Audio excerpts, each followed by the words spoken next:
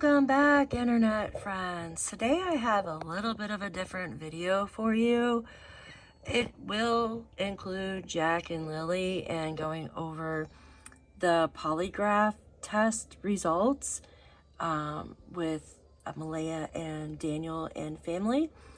And it's also going to include some statistics of, this would be of white families and how they would unalive their children. Now, I'm not saying that these two parents unalive their children, by no means, because we don't know. And this will be basically basing off like a statistic way in the United States, off numbers from that. So first, I want to get started on the polygraph test, and I have this highlighted here. Okay, and this stood out to me when I was reading this article. And this article you can find, it's from newsweek.com, and it's Lilly and Jack Sullivan update polygraph test results revealed. All right, now I highlighted this, and I just went into Google and I Googled what that meant, because I was like, So it says it's used for various purposes, such as to clarify inconclusive results, reevaluate past behavior, or to serve as a moral reminder in studies. Okay, now it says right here, the couple then, you know what I mean? And it says they were given the polygraph test 3 more times during the investigation. 3 more times during the investigation. Okay. So they must have felt that there was something going on, in my opinion. And they wanted to get down to like, what's going on? You know, they wanted to ask them different questions. I don't know what questions were asked, other than what Daniel told us, that the questions were all about killing the children. Now, remember he said everybody passed the polygraph test because all the questions were about death. So I don't know how he knows what questions everybody got, unless from his family, but he doesn't know what questions Malaya's family got or anything unless they told him, correct? Because the polygraph people aren't going to tell him, hey, this is what we asked them too. You know what I mean? It's private. It's just for the RCMP and the investigators to know. So when I go over here, and it says they need clarification of inconclusive results. If a polygraph yields inconclusive results, the subject may be asked to retake the test to clarify the responses. Also says investigation. Law enforcement and national security agencies may use the tool to investigate specific incidents or information, such as cases involving theft or infidelity. Well, there wasn't really theft there, unless you want to say someone stole the kids, but they're saying no abduction. Then it says post-treatment assessment. In some cases, particularly in sex offenders, management, a failed polygraph can be a factor, but not the sole reason for denying certificate. So that's probably not, that's not going on there. You know what I mean? They're not sex offenders. And then it says research. Academic studies, have used it to access effect of the test itself as a moral reminder that can curb dishonest behavior. And then it just says considerations for the test. It says examiner bias. It just goes down a list here. I'm not going to go through the whole thing because I don't want to make this video an hour long. But I just thought that was very interesting. So there must have been something there, right, for them to keep giving them polygraph test.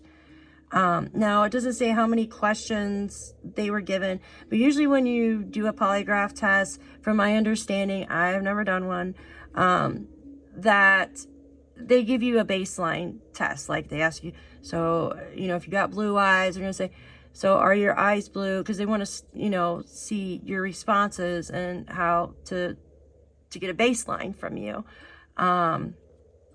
first. So we don't know how many questions that were in their polygraph testing, but this tells me that they had a bunch of them. And one of these reasons was the reason why. I'm thinking it was this right here, this clarification of inconclusive results. So I don't think that they really passed in the beginning, or they couldn't get a really good answer out of them. Now I don't know who, but if it says all of them, then I mean it's talking about Malaya and Martel were first given polygraphs on May 12th. And this is the couple were then given. So they were trying to figure out what was going on there. Now we know Janie, she has heart problems, so I'm guessing, and she's on certain medications, so she wasn't able to do her polygraph test there. It says, additionally, the children's biological father, Cody Sullivan, was given a polygraph on June 12th, and his answers were truthful. And they have that in quotations. You guys see that? They said truthful in quotations. The document said. It doesn't say that here, but it does say the children's step-grandmother was also considered for a polygraph exam on June 10th. However, you know, she wasn't suitable for it. So I'm going to go up here. It doesn't say anything about their polygraph being truthful. It just says that they wanted more tests. It says, in each session, Malaya and Martel's results indicated, okay, so it says the results after were indicated that they were telling the truth, according to the report. Now, were they telling the truth in all the questions? It seems like they weren't, because that's why it says this, in my opinion. Maybe at the end they told the truth. What do you guys think? I want to hear your comments below. Now, I want to go over to something a little bit touchy, okay? This is going to be very touchy. I don't even like reading this stuff, okay? This is the statistics of a white family unaliving their child or children based on their race, obviously. Now, I'm just use Daniel and Malaya, or we could use the Sebastian Rogers case. I'm just going off of a white family right now. Okay, I just picked this. And this is really touchy, but I'm gonna read it. But this is basically how a white family would unalive their children. This is based off the United States, here in the white population in the United States, and this is actual statistics, right here from the United States. So this is truthful stuff. Says, while a large number of filicide victims are white, this is basically to the size of the white population in the United States. So it says the most common methods for unaliving infants and young children involve personal weapons, so such as hands, feet, suffocation, drowning, while firearms are used more often in older children. It doesn't give an age, so I'm thinking maybe like teenagers or something like that. It says fathers are slightly more likely to be perpetrators than mothers, but mothers commonly use methods like suffocation and drowning. Motives are often linked to a parent's mental health issues, spousal revenge, or perceived altruism. So it says rather than a specific demographic. Then it says filicide trends and methods by perpetrator. General statistics on filicide across all demographics highlighted in several key factors and trends. Most common methods, okay? Most common methods. A 2014 multidisciplinary analysis of 32 years of U.S. data found the most common methods of unaliving were personal weapons, hands, feet, strangulation, beating, asphyxiation, and drowning. So we remember the Jaden Spicer case. This case was just heartbreaking. I mean, all the cases are heartbreaking, guys. But what this mother did to her child, Jaden, the 10-year-old child, she said that she gave him medication. Then she put him in a plastic tote and put him over there by the graveyard in a shallow grave, okay? So she gave him medication. Now it says, it'll say this here in a second. It says, method by perpetrator's gender. One study noted that mothers more often used methods like drowning, suffocating, or gassing, while fathers are more likely to use violent methods such as striking, squeezing, or stabbing. Method by victim's age. The method of unaliving tends to correlate with the victim's age. For infants and young children, personal weapons or suffocation, drowning are more common. For older children, firearms or knives are more frequently used. Step-parent versus biological parent. While step-parents unalive at a higher rate than biological parents, the methods differ. Step-parents are more likely to use beating and bludgeoning, I think this says, while genetic parents are more likely to use quicker methods like shooting or asphyxiation. And then it says Filicide statistics by race again, and then overall versus per capita rates. While a higher number of white children die from child abuse or maltreatment than black children, the per capita rate for black children is significantly higher. For example, in 2023, 581 white children died compared to 540 black children. However, the rate was 6.04 deaths per 1,000 for black children versus the 1.94 deaths per 1,000 for white children. And then I read somewhere too, it was on my phone, where the mother would use, where it says gases up here, it has like gassing, it had like medication. So it's weird, like on my phone it pulled up something differently than on the actual desktop, which is very odd. But this just shows you, like in a lot of these cases that we hear, and the ones that do get solved where the children are found, you can kind of like see what happens, or you can kind of guess on what happened to these children, which is very sad. It goes on to say the underreporting of homicides of infants and young children are especially difficult to document as they may resemble accidental deaths. Okay. Like the parents will say, like in the Emmanuel Harrow case, you know, that Jake said that he accidentally dropped his daughter on the sink when he was bathing her. Yeah, okay. And now she has so many issues where she's in a wheelchair for the rest of her life. She's on tubes and everything to be fed. It's so sad. And then in here it says detailed information on the specific methods used in homicide cases. It is often contained to confidential police and court records, which are not accessible to the public. But certain states, you can get certain information. Trying to find the one where it says the mom does the medication one. Here, let me look at that. I want to read this to you here. So just some broader data on this, on poisoning and medication deaths.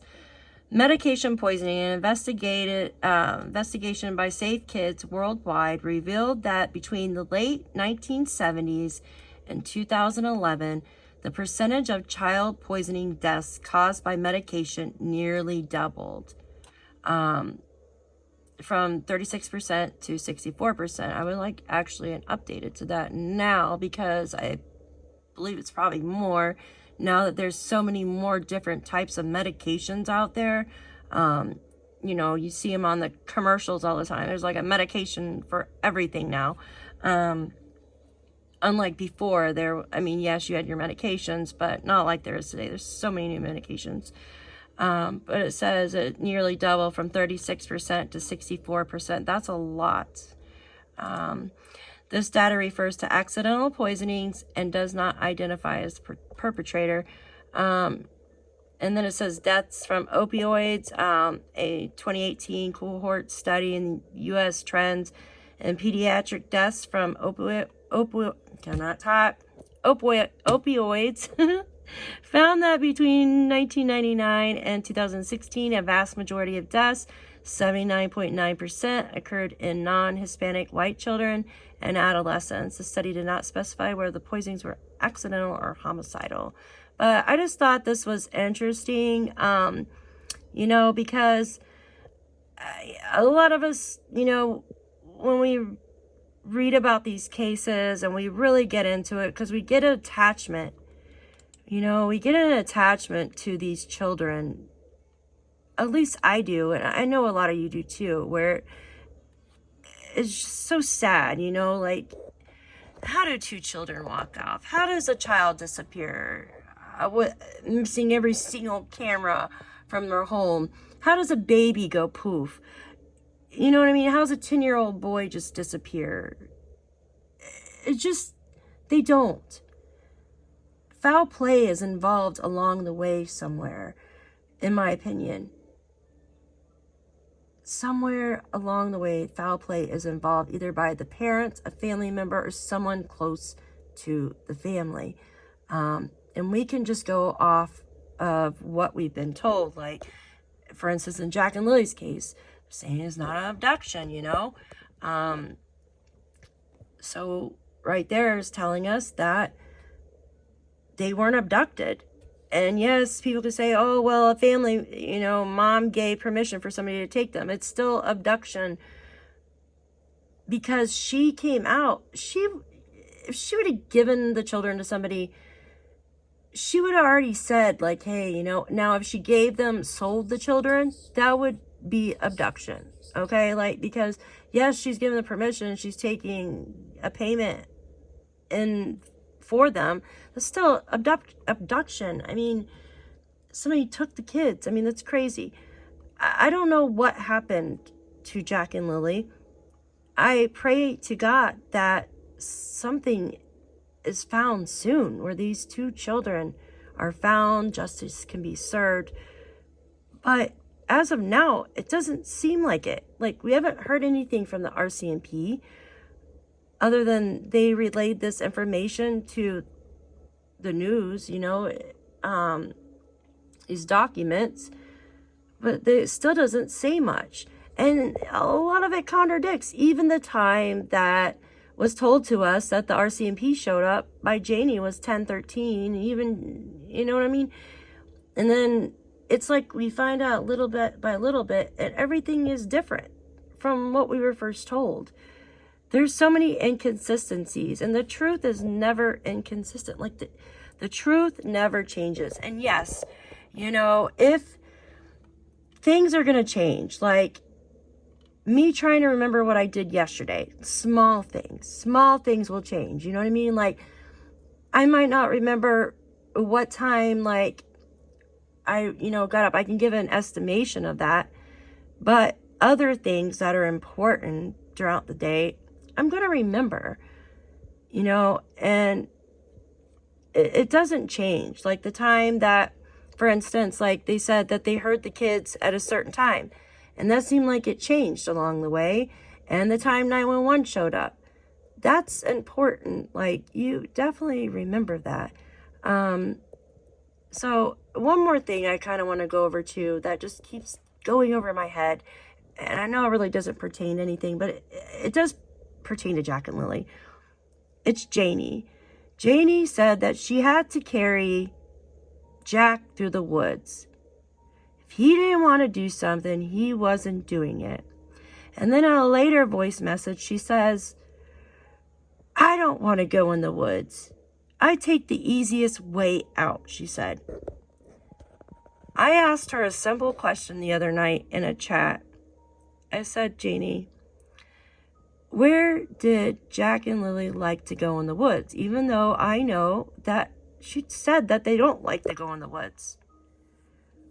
Where did you take them for walks? Very simple question. And of course, I got crickets back, you know. Now, I know at this time people were just being nasty. Some people were in chat. I feel that, yes, you know, in my own opinion, I feel that there was involvement by these three people. But I'm not going to be nasty. Other than some things have really just ticked me off because it's frustrating. But, you know, in the end, they might not be. You just don't know.